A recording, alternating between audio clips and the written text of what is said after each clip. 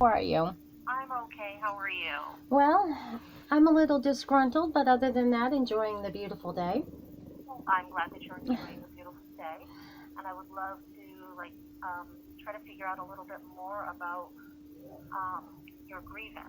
Thank you. I greatly Yes. appreciate that. Because let me just start with for purposes of my own, I record my calls. I have a pacemaker and I have short-term memory loss diagnosis.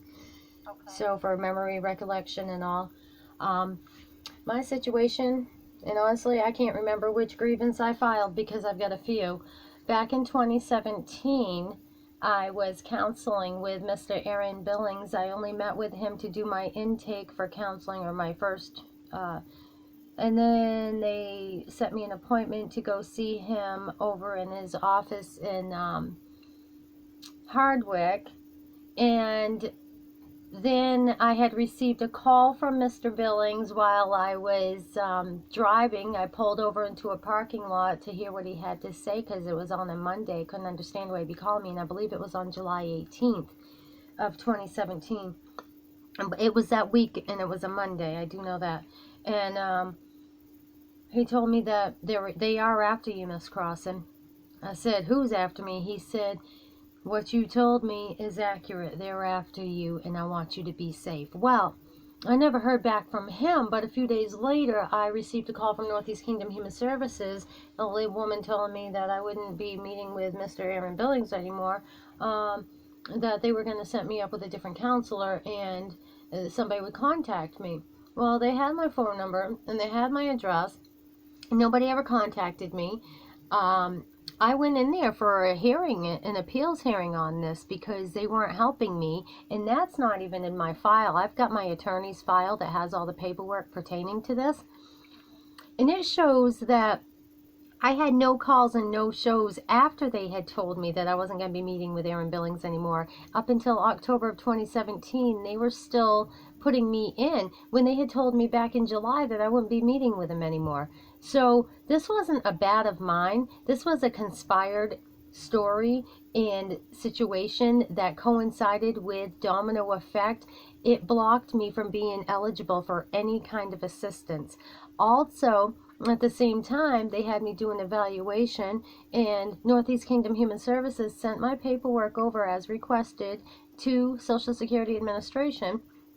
Social Security Administration only put in that I had counseled with a counselor, so it made me ineligible because they didn't enter my evaluation. I contacted Northeast Kingdom Human Services several times from 2017 until recently. January 8th, when I had a meeting with my daughter, and still a few calls after that. Why did that happen? And why, when they were requested by me again to send a copy of my evaluation to Montpelier, they didn't do that. Montpelier didn't enter the first copy, which I know they received it. And so I have been struggling with PTSD from domestic violence. I've got broken heart syndrome diagnosis with a pacemaker. I've got no medical provider, and I'm not receiving counseling because I have been blackballed by the whole system fraudulently. All because they never thought that I'd come back to the state of Vermont after they unjustifiably took my children. So here I am for that purpose alone. I was able 14 years later to get all my records, and here I am. I have filed many lawsuits in federal court against all of these role players, and so they, as a domino effect, again, have blocked me from the appropriate paperwork. They won't give me assistance with a case manager to be able to reopen my Social Security that I should have never rightfully lost. And this all stems back to Northeast Kingdom Human Services, and I don't know the girl's name that I had the appeals hearing with, but I can describe her. She was, and I'm not picking on anybody because I have one too, she was a gay girl with very short hair, dark hair, and she was very dominant acting, and kind of on the hefty side, maybe about 5'3" in height. And she told me that she had called my number and couldn't get a hold of me, so she denied my services. Well, hold up. She never called my phone, and I proved to her when I threw my phone down on the table and said, "You tell me when you called me." Now, she had told me the dates and the times, and I again tossed my phone at her again and said, "You tell me on this phone where I have a missed call or anything from you." She couldn't identify it. And then they said that I was a conflict of interest. How am I a conflict of interest? Because I bring to you what you've done me wrong on. So as a result, they had this guy named Bernie from Northeast Kingdom Human Services. He was shadowing me to find out why was everybody treating me like this. I was sleeping in a vehicle with a pacemaker and a service dog in a cold of winter. And they kept on denying me. Every agency was denying me, trying to make me a non-resident of the state of Vermont. And I am a natural-born citizen and resident of the state of Vermont, Caledonia County, and I will sue every single one of them, as I have already filed $83 billion justifiably, and you can read it on Google. I have filed in federal court against DCF, DHS, Economical Services, NECA, and all the ones individually that have been involved, as well as Social Security and the Commissioner of. Because of this situation right here that we're talking to in Northeast Kingdom Human Services will be the next to receive a lawsuit, because they have unjustifiably blocked me from services, and they don't like me grieving because of the fact that they're doing me wrong. Not only are they doing me wrong, but 2 weeks ago, yesterday, they took medication from Derby, Vermont to my daughter in Island Pond, and they gave her the wrong prescriptions. Now, they've got her doctor's orders. Why'd they give her the wrong medications? That could have been a murder charge. That I am pushing for attempted murder charges, because they could have killed my daughter had she been not recognizing what the problem was, and the fact that they had given her the wrong medications, verified by the doctor and by Northeast Kingdom Human Services office. Now, the other thing with them is Desiree. She's a problem. She's personal conflict. She is personal friends with my daughter Kiana, who works for Northeast Kingdom Human Services, who also was an issue because she keeps on traveling out of state and taking this COVID thing. When she goes out of state, she's not quarantined, and she's not quarantined when she comes back in state and works with the clients that are set up for her through Northeast Kingdom Human Services. So there's a whole lot of stuff that Northeast Kingdom Human Services is doing wrong, and when I brought it to their attention, Chris Mitchell told me and my daughter that we're very intimidating, so it's hard to work with us. Well, we wouldn't have to be intimidating if people were doing us right. And we're not rude, we're righteous, because we come from righteous, okay? We come from a very strong ethnic background. We are Quakers by right in religion and belief. And therefore, when we are violated, I don't like it. Okay, so when you're talking about that's what I'm seeing in this grievance. Mm-hmm.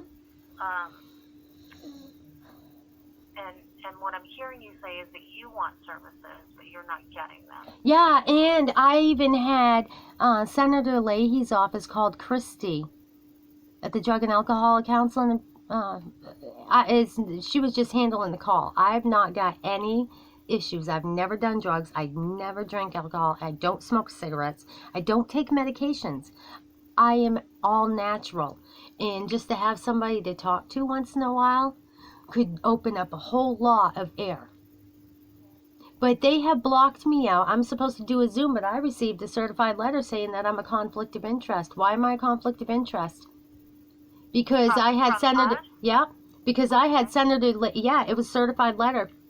I received it Saturday, last Saturday. And so, Mr. Leahy's office, his secretary, Graham, called Christy and asked her, why is it that this lady's been calling me for over a month asking for for case manager? And Christy got back to me and she says, Kim, I'm sorry. I'm trying my hardest to find you a case manager and nobody's responding. So why was nobody responding? So I asked for a grievance form to be mailed to me, not only about the fact that it's taken all this long and that nobody wanted to talk to me about what you and I are talking about, and the fact that they gave my daughter the wrong medications. So not only did I get the envelopes for the grievances, one for myself and one for my daughter, but I received a certified letter saying that I am a conflict of interest, so therefore they cannot counsel with me.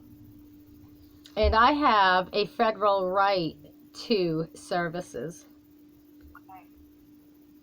Right. This is helpful. Can I do some research? Yes, ma'am. And then I'll get back to you. Yes, and see, I think this is there anything else that I missed?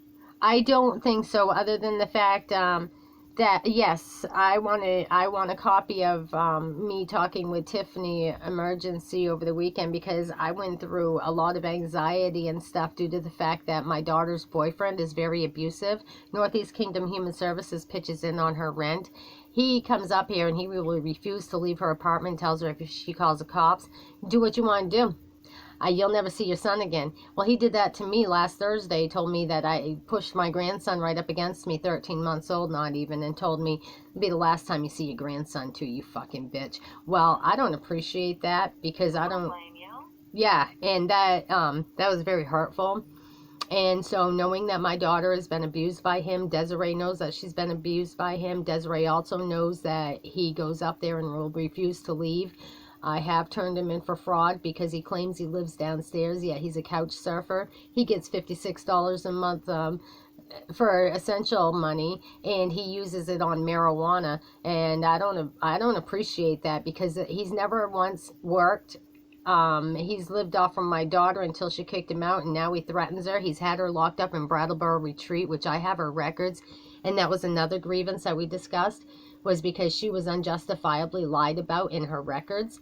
And Desiree, Chris, and Tish, and I have all the notes as well as a recording of the meeting, and they never one time got back to us in regards to as to why were false allegations made about my daughter. Why was she unjustifiably, when Desiree said herself that she had seen some conflicted writings in my daughter's reports and she was going to check into it. Now, this was back in September, and here we are in February, and Desiree has never done anything. She tries to play both sides of the fiddle. She's no good for any of these clients that are trying to heal. They'll never heal with anybody that's playing games in two sides of the fence. Okay. All right. So what I'm hearing, so I just want to make sure I got this right. So you're concerned about the medications, which I can try to figure out, and you would like services that you've been told that you are blocked from services. Yeah, I can't even get a case manager, and like I said, Senator Leahy's office was trying to even get them to figure out why can't I get a case manager, and it was after he called that I received, because Christy called me the last time last Thursday, and she never called me back Friday, and then I received that in the mail on Saturday, and I just opened it the other day, and I've been dealing with all of this stuff, so I went right to the head sources and said, look, somebody's needing to do something, because this is totally wrong. And it leads up to this, okay, Rose? I was actually front page of the newspaper November 23rd because I was running for state representative 2020. However, my house trailer and my car was stolen off the property in order to make me a non-resident of the state of Vermont and ineligible to run my campaign. So there's been a high organized crime against me. And I needed assistance with this, and this is another reason why I'm not getting my Social Security, is because it's all tied in together, and nobody would listen and nobody would hear me. So if you look at that date of the newspaper I just told you, November 23rd of 2019, you're going to see my face with my service dog. It lists under there, courtesy of Kim Crossan for 2020. Okay? Right there tells you I was running for state representative 2020, and it also tells you how many listed lawsuits and how much I've had to file against because of all of this stuff. So if there was anything that I'm telling you not factual, I would have not been able to do what I've done and go ahead and file in federal court. Right. Okay. So this is Economical Services, Social Security Administration, Northeast Kingdom Human Services. And I could even tell you the names of most of the workers because I can rattle them right off the tip of my tongue who are involved. They've been involved for 14 years doing me wrong like this. Okay. Thank you so much for your time, Kim. Yeah, and thank you. Let me do some digging. Mm-hmm. And I'll be back in touch. Okay. Okay, great. And you have a wonderful weekend. Thank you very much, Rose. You too. Thank you. Okay, all right. Bye-bye. Bye-bye.